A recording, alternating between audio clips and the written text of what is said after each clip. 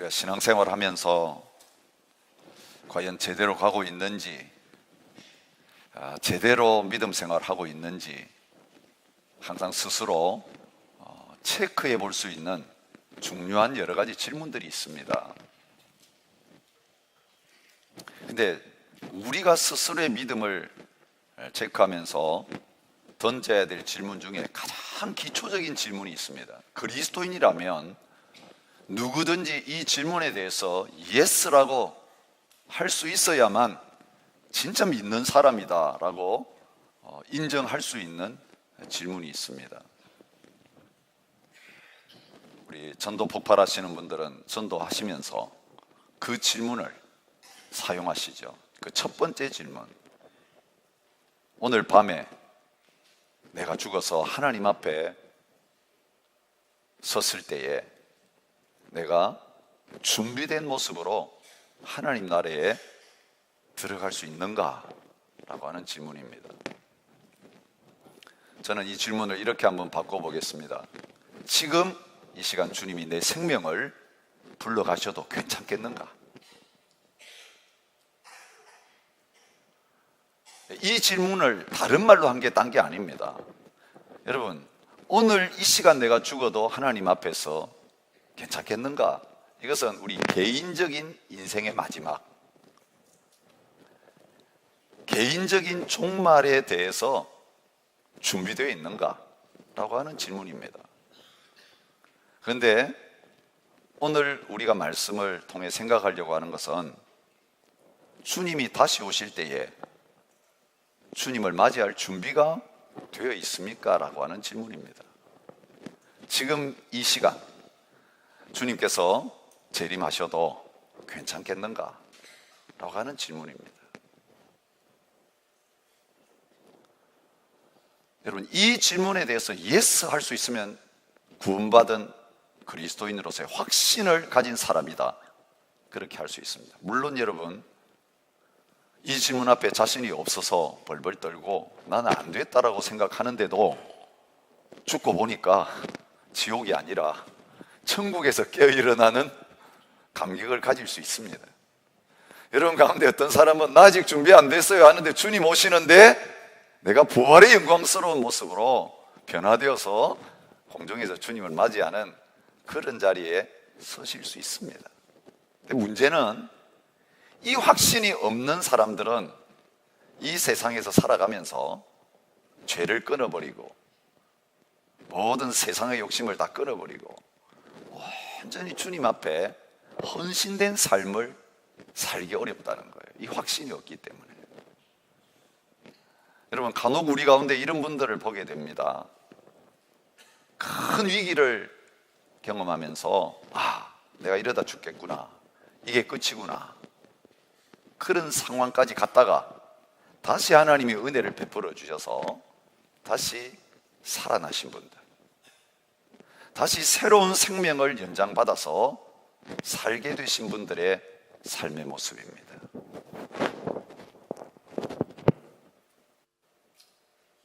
그 이전과 같은 삶을 살지 않으시고 완전히 달라진 것을 우리가 발견하게 됩니다. 이렇게 갈 수 있구나, 이렇게 내 인생이 언제든지 끝날 수 있구나, 이걸 한번 경험하고 나면 그 다음부터 일어난 변화는 뭐냐면 하루하루를 살면서 이게 내 인생의 마지막이라고 생각하면서 살게 되는 거예요. 여러분 생각해 보세요. 지난 한 주간 말씀 들었지만 여러분의 마음에 아직까지도 순종하지 못하고 사는 부분들이 없습니까? 내가 매주일 하나님 앞에 나올 때마다 이걸 내가 못하고 있다, 내가 이걸 순종하지 못하고 있다, 내가 이것을 끊어버리지 못하고 있다, 이렇게 살아야 되는데 말씀 들으면 그렇게 사는 게 당연하다고 아멘하고 나도 살고 싶어 하는데 왜 현실에 나가면 그 현장 속에서는 이 말씀대로 살지를 못하고 이 모습으로 내가 하나님 앞에 다시 나와야 되는가? 여러분, 그런 마음으로 이제까지 지금 계속 신앙생활하고 계시는 분이 없습니까? 여러분, 이 문제를 해결하는 가장 쉬운 방법이 있습니다. 여러분, 오늘이 마지막이라고 생각하면 여러분 순종 안 하시겠습니까? 나에게 지금 이 기회가 한 번밖에 남아있지 않고 이제 끝이라고 생각하면 오늘 내가 세상을 떠난다고 생각해도 미련이 아무것도 없습니다. 뭘 못 나눠주겠습니까? 누구를 용서 못하겠습니까? 오늘 우리가 시한부 인생을 사실 살아가고 있는데 시한부 역사가 계속해서 진행되고 있는데도 이 마지막이라고 하는 것을 실제로 받아들이지 않고 사니까 내일에 대한 염려와 걱정 때문에 해야 될 일을 못하고 있는 거예요. 지금 해야 될 순종을 내일로 자꾸 미루고 살아가고 있는 것입니다. 여러분, 오늘 말씀을 통해서 저와 여러분들이 이제는 언제 내 인생의 마지막이 와도, 언제 이 역사의 종말이 와도 나는 레디 되어 있습니다. 나는 이제 준비되어 있습니다. 나는 이제 거기에 대해서 걱정도 없고 두려움 없습니다.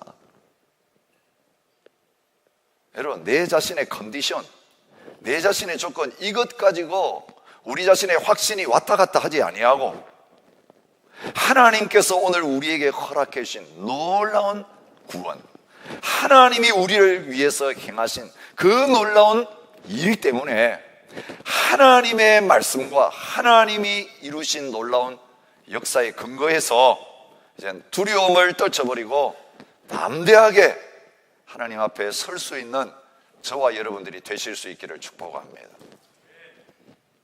언제 마지막이 오겠냐? 사실 우리가 매일매일 살아가면서 아침 눈 뜨고 하루를 시작하면서 이게 마지막이 될 수 있다라고 하는 것에 대한 위기의식이 없을 때가 너무 많아요.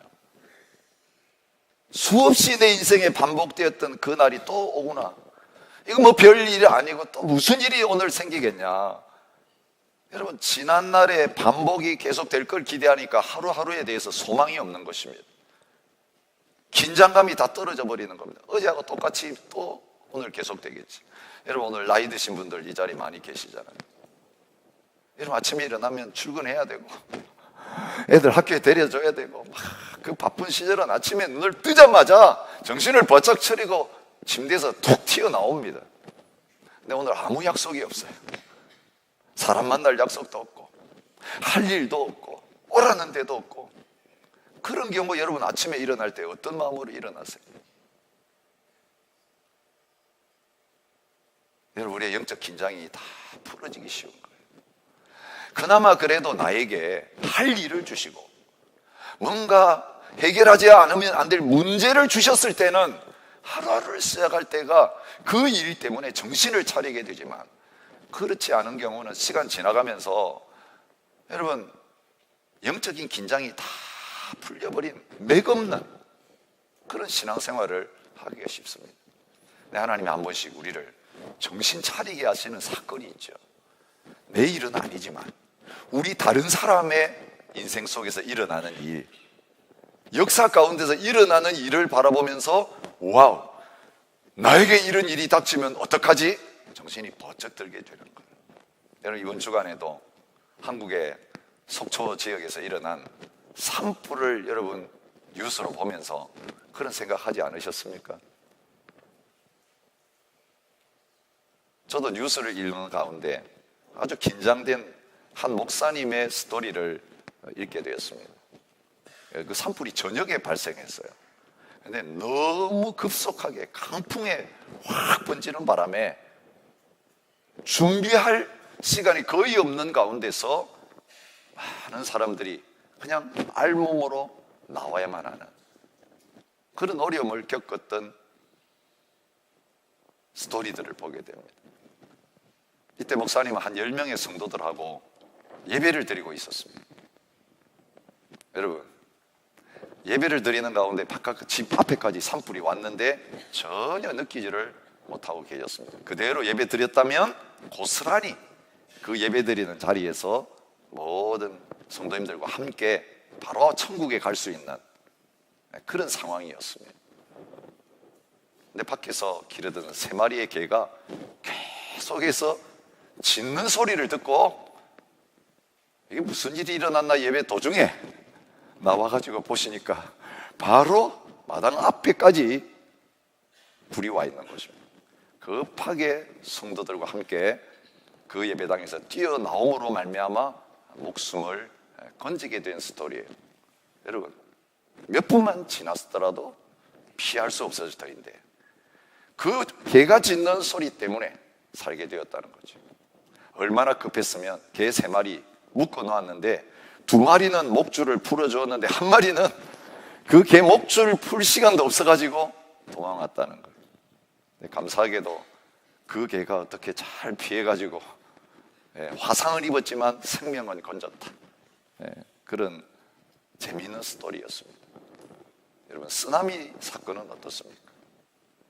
전혀 예고하지 않는 가운데 갑자기 쓰나미가 들어닥칠 때에 순식간에 준비되어 있지 않던 사람들, 도피하지 못한 사람들 생명을 잃게 되는 모습 봅니다. 지진을 통해서 우리는 그런 일들을 경험하게 됩니다. 오늘 하나님께서 24장, 25장 두 장을 통해서 마지막 때에 대한, 종말에 대한 가르침을 주고 계시는 것을 보게 됩니다. 어제부터 우리가 묵상하기 시작했습니다. 이번 주 며칠 동안 이 말씀 묵상하게 될 것입니다. 주님 다시 오실 날이 있겠냐? 이 세상이 언제 끝난다고? 그런 일은 없을 것이다. 지금 하듯이 그냥 계속 살게 될 것이다. 지금 이렇게 평안하듯이 평안은 계속 보장될 것이다. 여러분, 우리 이런 마음 가지게 되면 우리 관심이 온통 어디에 쏠리느냐 하면 이 땅에 있는 일들에, 눈에 보이는 일들에만 우리의 마음이 다 쏠리게 돼 있어요. 여러분, 우리가 눈으로 보고 귀로 듣고 우리의 몸으로 느끼고 사는 이것은 다 이 세상 속에서 일어나는 일입니다. 이게 끝날 수 있다, 이게 마지막이 될 수 있다는 마음을 안 가지게 되면 일어나자마자 내 몸의 사인에 아주 민감하게 반응해요. 몸의 컨디션이 어떻는가, 건강 상태가 어떻는가, 내 지금 재정 상태가 어떻는가, 우리 가족들이 어떻는가, 내 하는 일이 어떻는가. 여러분, 온통 우리의 관심이 다 쏠려있는 게 뭡니까? 우리가 평생 살 것처럼 오늘 이 세상 왕국, 이 세상에서 뭔가 내 자신과 우리 가정과 우리 교회와 나라와 이 세계를 더 잘 꾸며서 행복하게, 아름답게 여기서 잘 살아야지. 무엇을 먹을까, 무엇을 입을까, 무엇을 마실까, 이런 것들에 우리의 마음이 쏠리기 쉬운 거예요. 여러분, 오늘 본문에 보면 제자들도 예수님 3년 동안 따라다녔지만 동상이몽의 자리에 있는 것을 보게 됩니다. 그리고 지금 예수님이 십자가에 달려 돌아가시기 위해서 예루살렘에 입성하셔가지고 마지막 한 주간을 보내면서 제자들에게 말씀하시는 가운데 일어났던 일이에요. 어제 묵상한 말씀 1절에 보면 제자들은 이제 예수님이 곧 십자가에 달려 돌아가실 것이고, 그죠? 이제는 그들 가운데 이 엄청난 위기가 다가오게 돼 있는데도 거기에 대해서는 아무 생각도 하지 않았다. 여러분, 주님이 내 죽을 거다 3번이나 예고하셨어요. 그리고 그 예고대로 이제 죽기 위해서 예루살렘에 왔어요. 이게 마지막 예수님과의 육신적인 만남이에요. 시간 얼마 남지 않았어요. 근데 그 순간에도 여러분, 우리의 마음이 세상 속에 확 가 있으면 말씀이 안 들려요. 영적인 이야기가 안 들려요. 어떤 이야기는 귀에 설교 들으면서 꽉꽉 속속 들어오냐 하면 이 세상에서의 삶을 위한 지혜, 이런 거는 확 들어요. 뭐 천국 이야기하고 뭐 지옥 이야기하고 영원한 영적 세계가 있다, 뭐 이런 이야기는요, 사실은 실제로 내가 살아가는 이것과 아무 상관이 없으니까 지금 듣고 있어도 내 마음에는 안 들어오고 그냥 흘러 들어가 버려요. 그러다가 내가 아는 이야기 나오면, 관심 있는 이야기 나오면 싹 눈이 뜨여요. 귀가 번쩍 돼요. 졸다가도 딱 어이구 이렇게 눈이 뜨여요. 지금 제자들이 그런 상태에 있어요. 그래서 예수님 앞에서 하는 말이 뭡니까? 성전 건물을 예수님에게 가리켜 보이려고 나왔다, 그렇게 말하고 있는 것을 보게 됩니다. 다른 성경에 보면 이 돌들이 어떠하며 이 건물들이 어떠하니까 그 성전 건물 그리고 큰 돌을 예수님 앞에 자랑하고 있는 것을 볼 수 있습니다. 또 다른 성경, 어떤 사람들이 성전을 가리켜 그 아름다운 돌과 헌물로 꾸민 것을 말하며 그렇게 말하고 있습니다. 여러분, 제자들은 지금, 그리고 예수님을 따르는 사람들은 이제 예수님이 예루살렘에 왔으니까 여기에서 뭔가 왕국을 세우실 거로 생각하고 있는 거예요. 그리고 제자들은 3년 동안 모든 거 버리고 다른 게 잘했다, 기대감에 부풀어 있는 거예요. 그들이 꿈꾸었던 나라는 어떤 나라입니까? 지상왕국입니다. 유대인을 중심해서, 이 성전을 중심해서 예루살렘이 수도가 되면서 온 세계를 다스리게 되는, 로마까지 복종시키게 되어지는 그런 지상왕국을 꿈꾸고 있는 거예요. 그리고 그 중심에는 누가 있어요? 자기들이 있는 거예요. 그 중심에 서 보려고 예수님을 중심에서 밀어낼 수는 없으니까 예수님 가장 가까운 자리인 오른쪽 왼쪽, 여러분 자기들이 더 높은 곳에, 더 중요한 곳에, 더 인정받는 곳에 그 중심에 서려고 발버둥 치면서, 그리고 그 중심에 있는 성전 자랑하면서 예수님께 질문하고 있는 것을 보게 됩니다.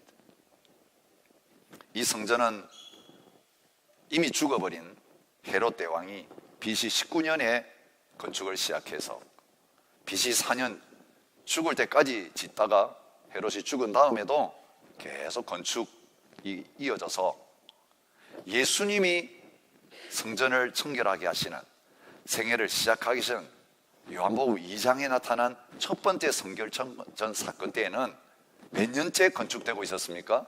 46년째 건축되고 있었습니다. 근데 그게 끝이 아니었습니다.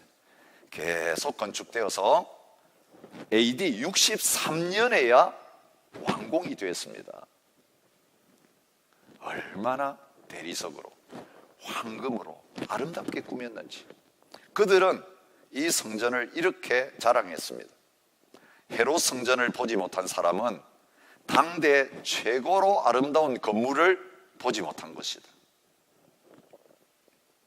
최고의 건물이라고 자부심을 가지고 있었습니다. 근데 예수님이 이 지상의 왕국을 꿈꾸고 눈에 보이는 이 세상에 온통 관심이 쏠려 있는 이 제자들, 그 유대 백성들을 향해서 단 한마디 절망적인 선언을 하고 계시는 게 2절에 나타나 있습니다. 대답하여 이르시되 너희가 이 모든 것을 보지 못하느냐? 내가 진실로 너희에게 이르노니 돌 하나도 돌 위에 남지 않고 다 무너뜨려지리라. 사실 예수님이 이 말씀하기 전에 이미 우리가 그제 묵상한 23장의 마지막 부분에서 예루살렘을 보시면서 눈물을 흘리시면서 그 예루살렘의 운명에 대해서 말씀하셨습니다. 예루살렘아 예루살렘아 선지자들을 죽이고 내게 파송된 자들을 돌로 치는 자여, 암탉이 그 새끼를 날개 아래 모음같이 내가 내 자녀를 모으려 한 일이 몇 번이더냐. 그러나 너희가 원하지 아니하였도다. 보라, 너희 집이 황폐하여 버려진 바 되리라. 내가 너희에게 이르노니 이제부터 너희는 찬송하리로다. 주의 이름으로 오시는 이여 할 때까지 나를 보지 못하리라. 너희가 자랑하는 이 예루살렘과 그 중심에 있는 하나님의 집이라고 자랑하는 그 성전이 황폐하게 될 것이라고 분명히 말씀하셨는데도 자랑하는 그 자리에 있게 된 것입니다. 거기에 대해서 단호하게 말씀하십니다. 돌 위에 돌 하나 남지 않고 무너뜨려지리라. 이게 앞으로 주님이 다시 오실 때에 어떤 모습으로 오시게 될 것인지를 예고해 주시는 예고편이었습니다. 예표라고 이야기하죠. 전조라고 이야기하죠. 여러분, 이 일이 예수님께서 부활하신 다음에 40년 뒤에 일어났습니다. 바로 그때 일어난 것이 아니고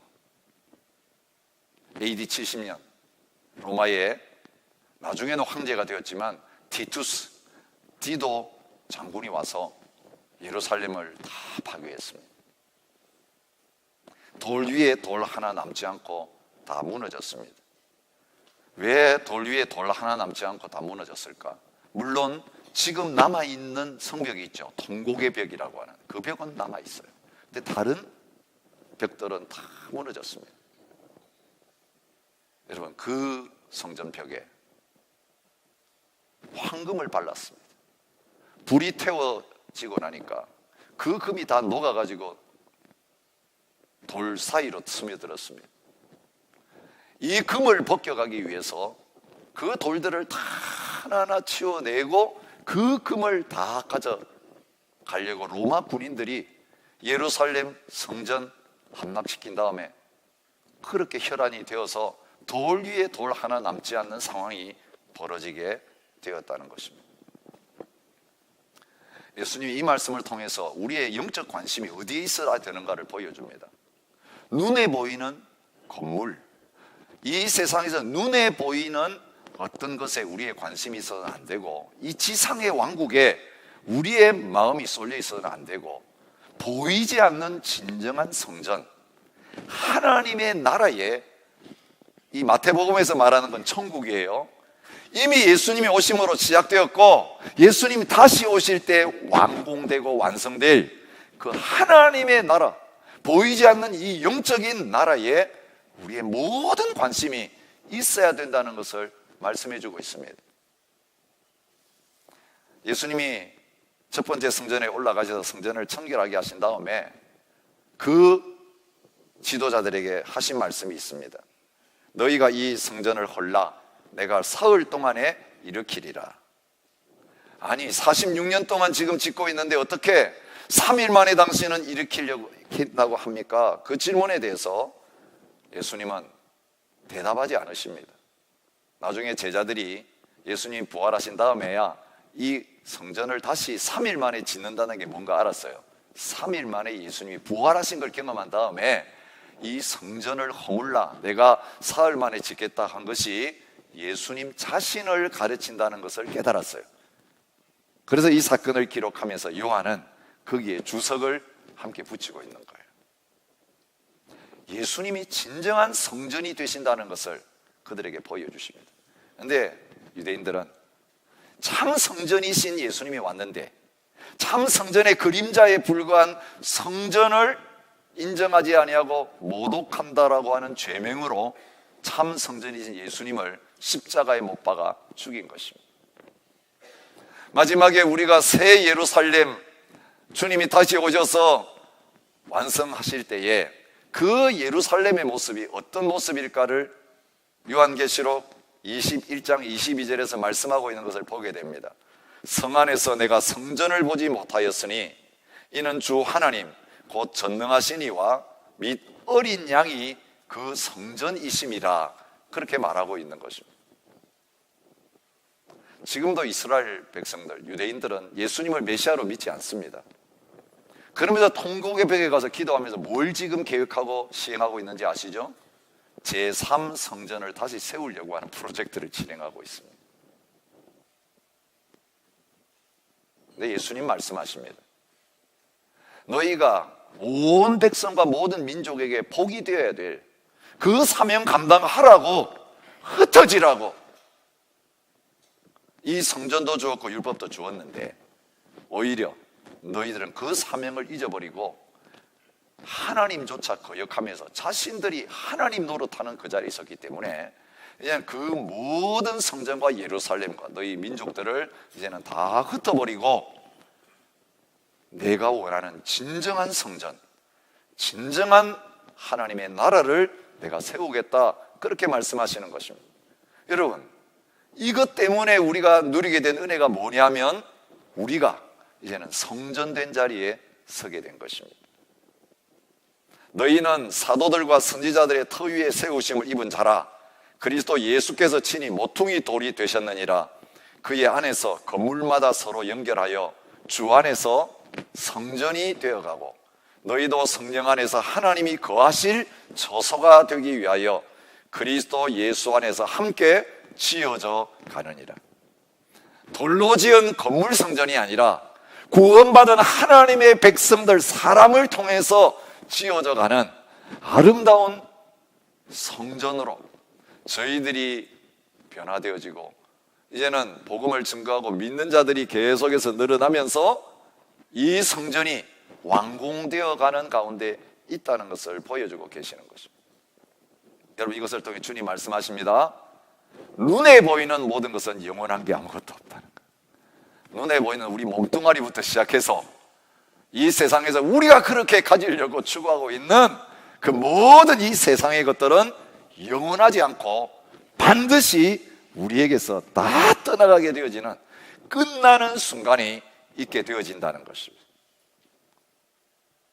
이것이 저와 여러분에게 하나님 앞에서 이젠 더 이상 눈에 보이는 거 의지하고 붙잡아서는 안 되겠구나, 여러분, 이런 분명한 메시지로 받아들여질 수 있기를 바랍니다.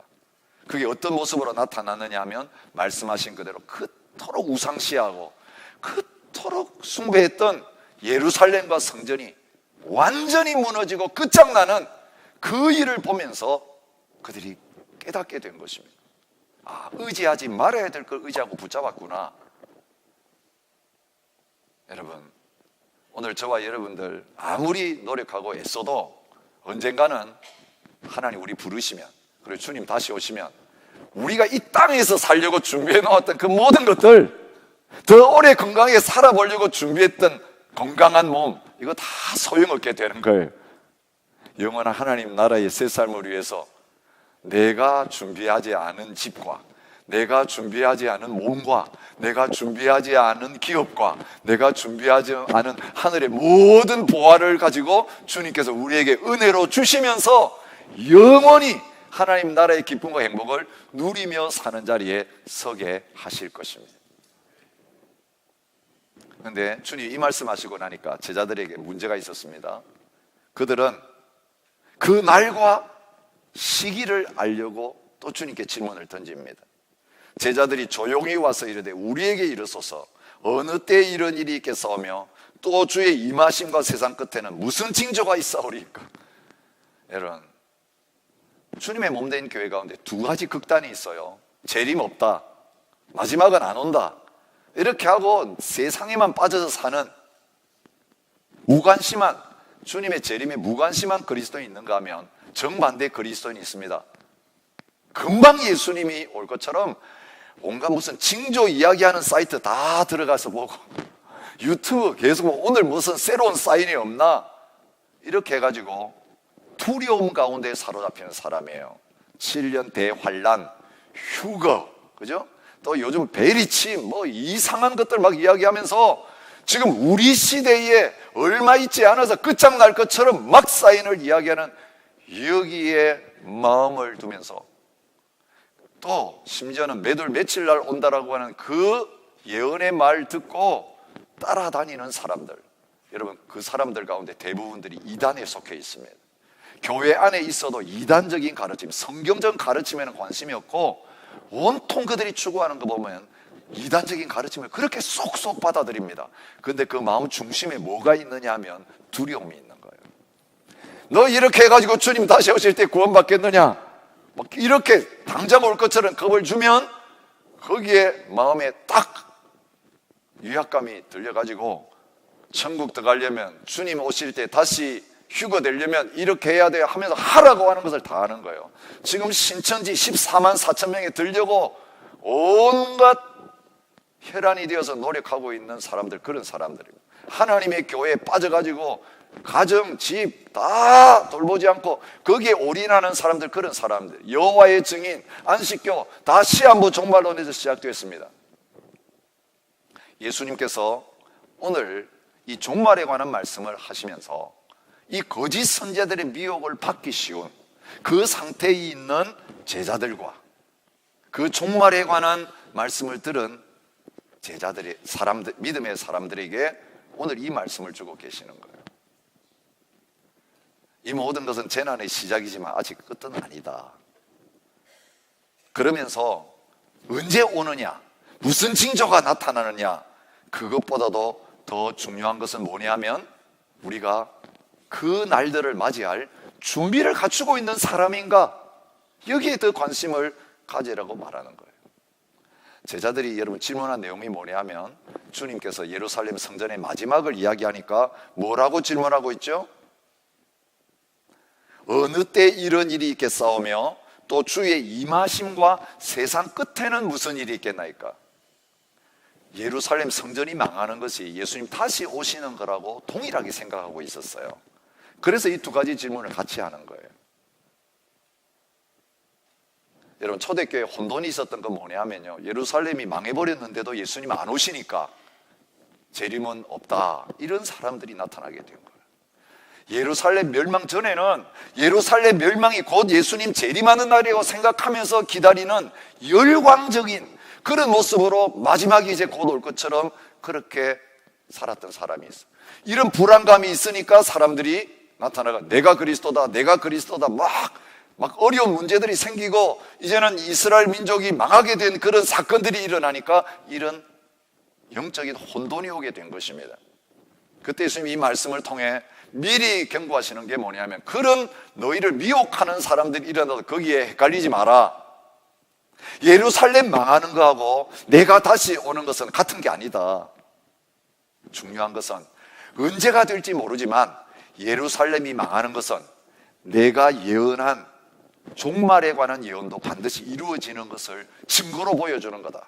내가 예루살렘 멸망을 예언한 대로 예루살렘이 평안하다 평안하다 생각할 때 무너져서 돌 위에 돌 하나 남지 않고 없어졌다면 내가 다시 온다는 그 말도 1.1획도 어김이 없이 반드시 이루어지게 될 것이다. 그런데 때를 알려고 하지 말고 늘 준비하는 자리에 서게 되라고 말하는 거예요. 여러분, 우리가 죽는 날을 안다면 얼마나 좋을까요? 실컷 죄 짓고 살다가 죽는 그날 아침에 주님 앞에 나와서 눈물로 회개하고, 그죠? 그렇게 딱 준비해가지고 주님 앞에 서면 얼마나 좋겠어요. 근데 감사하게도 우리에게 죽는 날을 가르쳐 주면 그런 일이 있을 것을 아시고 절대로 안 가르쳐 주시는, 역사의 마지막도 마찬가지입니다. 때가 중요한 게 아니라고요. 여러분, 1000년 후에 일어난다고 할지라도 내가 오늘을 마지막처럼 믿음으로 깨어서 사는 준비된 삶을 사는 게 하나님 보시기에는 더 소중한 거예요. 실컷 준비하고 살다가 안 오시네 하고 딱 모든 무장 다 해제하고, 그죠? 모든 영적 긴장 다 풀고 준비하지 않고 벌거벗고 있다가 주님 오시면 얼마나 당황스럽겠어요. 때와 시간에 관심 갖지 마시고 준비하는 저와 여러분들이 되실 수 있기를 주님으로 이름으로 축복합니다. 그래서 여러 가지 징조들을 말씀해 주셔서 오늘 본문에 나오는 대부분의 징조는요, 예루살렘의 멸망과 관련된 내용이에요. 그런데 이게 예루살렘 멸망으로 끝나는 게 아니라 주님 다시 오실 그 마지막 때가 되기 전에 예루살렘 멸망하기 전에 일어났던 이런 일들이 이 역사 가운데서 없어지지 않고 계속 일어날 것을 말하고 있어요. 항상 그 시대마다 우리 시대에 예수님 온다고 하는 그런 걸 주장한 사람들이 항상 있었어요. 초대교회부터 있었어요. 지금도 우리 시대에 온다라고 단정적으로 예언하는 사람들 다 거짓 선지자일 가능성이 많습니다. 여러분, 우리 시대에 오든 안 오든 그게 중요한 게 아니라 나는 언제든지 준비되어서 주님 오시는 거 두렵지 않습니다. 오히려 기다려집니다. 그런 자리에 나갈 수 있는 저와 여러분 되시기를 바랍니다. 그날은 큰 환란의 모습으로 다가옵니다. 그리고 온갖 미혹이 우리에게 오면서 믿는 사람들이 유혹을 받을 정도로 거짓 선지자들이 활동하는 모습으로 마지막 시대는 다가오게 되어 있습니다. 그리고 이 모든 환란과 거짓 선지자들의 미혹이 있은 다음에 주님께서 약속하신 대로 다시 오시는 그런 날이 있게 됩니다. 그 주님이 다시 오시는 것을 오늘 성경에서 단어로 표현하고 있는데 파루시아라고 하는 단어로 표현합니다. 임하심. 여러분, 서신서에는 강림이로 번역했어요. 오늘 이 복음서의 임하심, 주님이 오시는 것. 이 파루시아라는 단어는 황제가 행차할 때에 쓰던 단어예요. 황제가 행차하면 파루시아가 오는 거예요. 그래서 그의 나라가 임하는 거죠. 그래서 세상 사람들은 그 황제를 맞이하기 위해서 길을 닦고 준비하며 기다리는 가운데 있었는데, 만왕의 왕이신 예수님도 그 황제와 같은 모습으로 자기의 나라를 완성하고 세우시기 위해서 이제는 마지막에 다시 임하실 것이다, 그것을 보여주고 있습니다. 그런데 그 마지막에 이런 환난도 일어나고 거짓 선지자들도 나타나게 되겠지만 너희 걱정할 필요 없다. 오늘 본문에 나타난 아주 중요한 단어, 반복되어지는 단어를 통해서 확인시켜 주십니다. 더 중요한 질문은 뭐냐 하면, 내가 하나님 앞에 택함을 받은 자인가 아닌가, 그 문제가 중요해요. 택함을 받은 자들은 마지막 날이 구원의 날이에요. 택함을 받은 자들에게는 하나님의 보호하심이 있어요. 그런데 교회는 다니지만, 신앙생활 하지만 택함을 받지 못한 사람들에게는 슬피 울며 이를 가는 날이 그날이 될 거예요.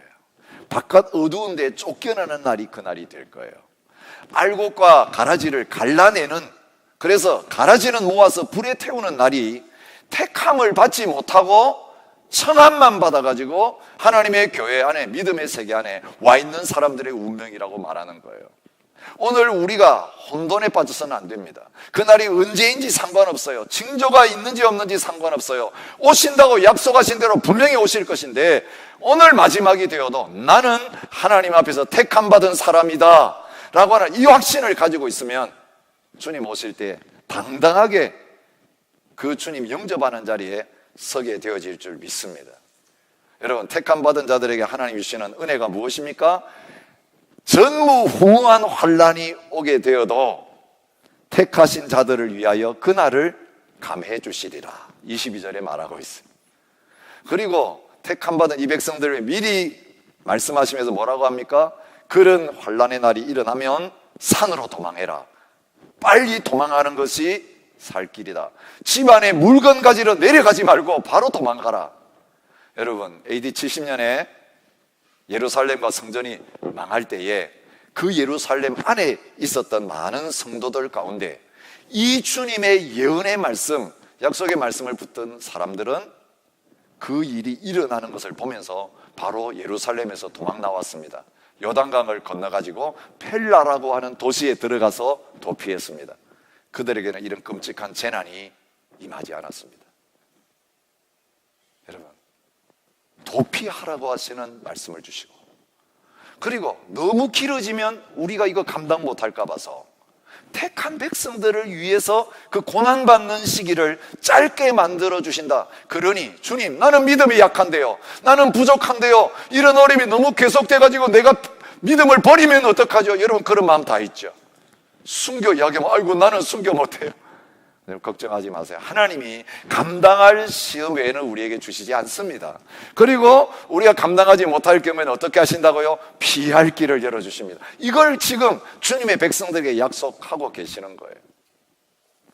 여러분, 택한 자들까지도 미혹하려고 거짓 선지자들이 온갖 유혹을 하게 될 거고, 표적과 기사를 행하면서까지 우리를 예수님 떠나서 거짓 메시아를 따르는 자리에 서게 만들 것이지만, 예수님 말씀하십니다. 내가 미리 예고했으니 거기에 유혹되지 말라. 광야에 있다고 해도 나가지 말고 골방에 있다고 해도 믿지 말라. 내가 오는 날은 어떻게 오느냐 하면 갑자기 온다. 어떤 모습으로 온다고 주님께서 말씀하십니까? 번개가 동쪽에서 서쪽에 번쩍하면 다 보이는 것처럼 지구상에 있는 모든 사람들이 동시에 알게 될 거예요. 광야에 왔는데 아직 우리가 모르는 일은 있을 수 없어요. 골방에 왔는데 택함받은 백성들이 그걸 모르고 있다가 예수님 맞이 못했다, 이런 일이 있을 수 없어요. 요한계시록에 주님 분명히 말씀하고 계시는 것을 볼 수 있습니다. 모든 사람들이 찌른 자까지 다 볼 수 있도록 주님께서 임하게 될 거라고 약속해 주셨습니다. 여러분, 주님 오시는 그날은 어떤 날입니까? 천사들을 보내어서 택하신 자들을 하늘 이 끝에서 저 끝까지 온 세계 가운데 다 모아서 알곡을 창고에 들이듯이 영원한 하나님의 나라에서 하나님을 예배하고 사는 그 자리에 서게 하실 거라고 말씀해 주고 계십니다. 여러분, 우리가 마태복음 22장에서 청함을 받은 사람들이 예복을 입지 않고 거기에 있다가 쫓겨난 한 사람에 대한 이야기를 들었습니다. 주님은 복음으로 우리를 초청하십니다. 그러나 예복을 입은 사람들은 택함받은 사람이고, 예복을 입지 않고 그 잔치에 앉아있는 사람은 택함을 받지 못했기 때문에 쫓겨나는 자리에 서게 됩니다. 그 예복이 무엇입니까? 예수 그리스도이십니다. 여러분, 예수님을 믿는다는 것은 이제는 내가 죽고 예수님이 내 안에 살아계시는 걸 이야기합니다. 그래서 나의 낡은 옷을 다 벗어버리고 예수님을 새 옷으로 입고, 이제는 내가 사는 것은 예수님 안에서 내가 살고 있습니다. 이 믿음을 고백하는 사람, 영접하는 자, 곧 그 이름을 믿는 자들에게는 하나님의 자녀가 되는 권세를 주셨다고 말합니다.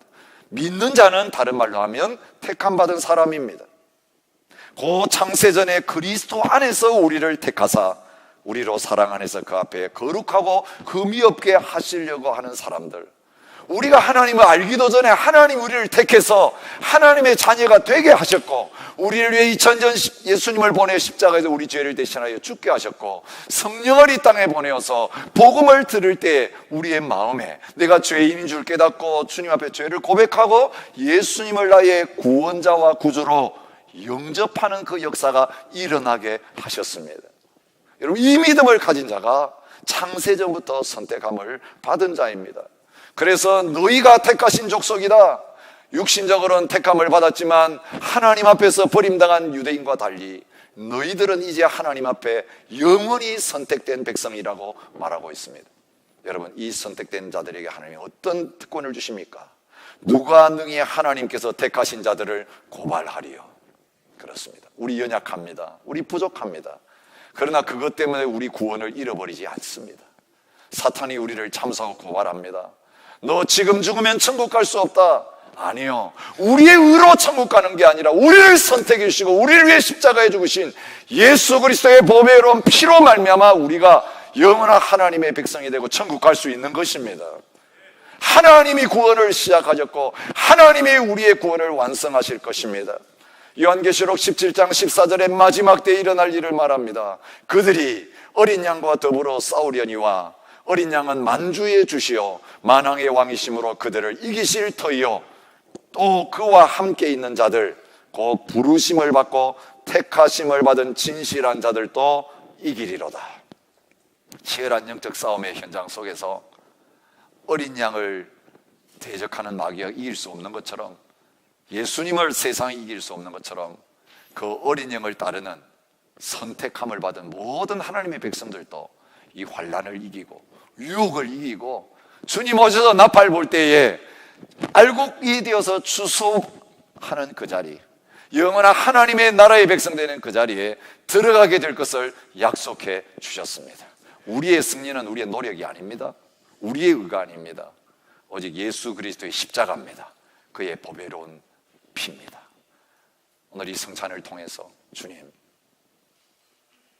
세상 것 추구하고 나의 왕국을 건설하려고 하던 나는 주님 영접하는 순간 죽었습니다. 이제는 영원한 하나님의 나라가 내가 추구하는 목표입니다. 그 나라의 의가 내가 구하는 바입니다. 오늘도 주님이 우리 안에 온전한 주인 되셔서 우리가 이 선택받은 하나님의 백성으로서 예수 그리스도를 옷 입고 살 수 있게 해주신 것 기억하면서 다시금 예수님 붙들고 하나님의 나라를 소망하며 언제 주님 오시더라도 나는 괜찮습니다. 나는 예수 그리스도 안에 있습니다. 나는 이겼습니다. 여러분, 이 고백으로 주님 앞에 설 수 있는 이 시간 되시기를 축복합니다. 150장 1절 4절 함께 하시면서 성찬의 자리에 나가겠습니다.